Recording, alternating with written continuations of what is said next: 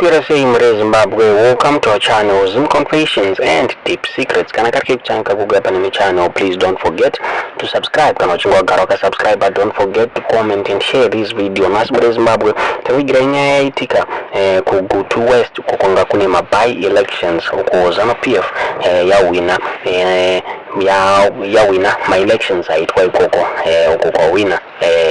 kwa wina va paradza ve Zanu-PF asi pane nyaya itika ikoko candidate we CCC pamwe chete nevamwe independent candidates varamba kusaina V11 nema V23 forms vachitaura vachiti MaElections aya anga asiri free and fair. Vataura vachiti agents avo afoswa kubva pama-polling stations results asati apedza kuverengwa vachinzi vaintimidatwa vachinzi vada kurohwa vachinzi izvo zvavafosa kuti vape pama-polling stations results asati apedza kuverengwa. CCC candidate pamwe chete nema-independent candidates anga ariko varamba kusaina V11 nema V23 forms vachitaura vachiti MaElections Yabirirwa. Vataura zvakare vachiti vanhu vanga varipo kusanganisira ma-teachers ma-primary schools anga aripo anga achiassistwa kuvhota pana mamwe ma-polling stations muri Zimbabwe. Izvi zvaita kuti vanhu vacheme vachitaura vachiti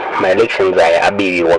Vese chema pamusoro iyi vataura vachiti they don't recognize vaparadza nekuwina kwavaita MaElections. Vaparadza avo vanhu vave Zanu-PF vaita 12,147 votes, then CCC candidate vabuda vanhu 1,258 votes muri Zimbabwe. A big margin yawina navaparadza muri Zimbabwe. Mene munoona sei nyaya yabuda nekuGuti West. Tudze zvamuri kufunga pamusoro penyaya comment section.